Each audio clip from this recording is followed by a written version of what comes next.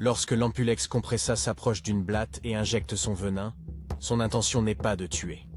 En fait, tuer ne fait pas du tout partie de son plan. Alors pourquoi agit-il de la sorte? Elle cible spécifiquement certaines parties du cerveau de la blatte pour les désactiver. En effet, la guêpe a besoin de la blatte vivante, qu'elle traîne ensuite jusqu'à son nid.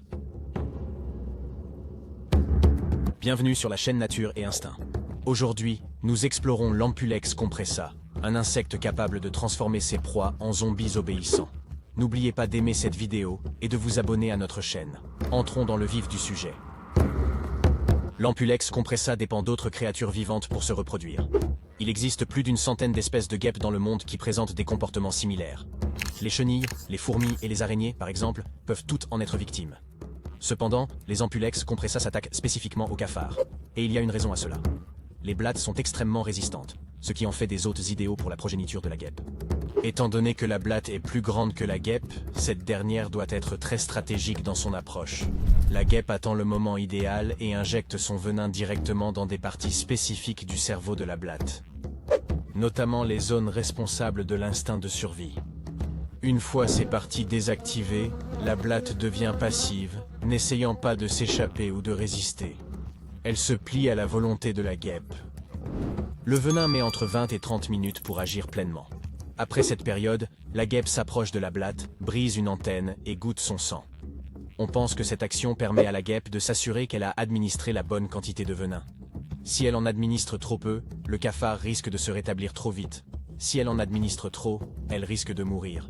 Une fois satisfaite, la guêpe ramène sa proie neutralisée dans son nid. Le sort de la blatte est désormais scellé. Il ne reste plus à la guêpe qu'à fixer sa larve dans l'abdomen du cafard. Mais que se passe-t-il une fois que l'effet du venin s'est dissipé? La guêpe s'en moque. La larve met environ 7 jours à éclore et les effets du venin durent une dizaine de jours. La blatte peut-elle se défendre contre l'attaque de la guêpe? Oui. Elle peut par exemple se retourner rapidement et frapper la guêpe sur la tête avec ses pattes. 5 coups suffisent généralement à décourager la guêpe. Juste avant la piqûre de la guêpe, la blatte peut également faire un mouvement soudain pour repousser son agresseur ou simplement s'enfuir. Cependant, une fois que le venin est dans son système, ses mécanismes de défense deviennent futiles. Qu'est-ce qui, dans ce venin, paralyse la blatte? Il cible des neurones spécifiques responsables de l'instinct de survie. Lorsque ces neurones sont actifs, la blatte sent le danger et tente d'y échapper. Dans un premier temps, la guêpe pique la blatte au niveau du thorax, ce qui paralyse temporairement ses membres antérieurs, rendant toute fuite ou résistance impossible. Le venin injecté dans le cerveau contient des composés similaires à la dopamine, induisant un état de transe chez la blatte. Dans cet état, l'insecte perd tout sentiment de peur et suit volontiers la guêpe, permettant finalement à une larve d'être attachée sans résistance.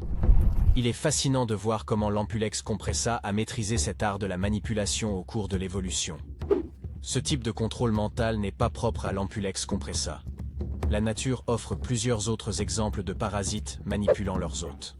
Le champignon cordyceps, par exemple, infecte les fourmis, prend le contrôle de leur système nerveux et les pousse à grimper sur la végétation avant que le champignon n'éclate de leur tête. Les recherches sur le venin de l'Ampulex compressa offrent de précieuses indications. Les scientifiques sont intrigués par son potentiel en neurologie et même en psychologie, étant donné sa capacité à cibler des fonctions cérébrales spécifiques. Une meilleure compréhension des composants de ce venin pourrait ouvrir de nouvelles portes pour traiter les troubles neurologiques ou créer des techniques innovantes de gestion de la douleur. Il est intéressant de noter qu'il existe environ 130 autres espèces de guêpes qui utilisent des tactiques similaires. Elles aussi neutralisent leurs proies avec du venin et les utilisent à des fins de reproduction. Il est fascinant de constater que même les insectes ont compris que le cerveau, un réseau complexe de neurones, peut être manipulé.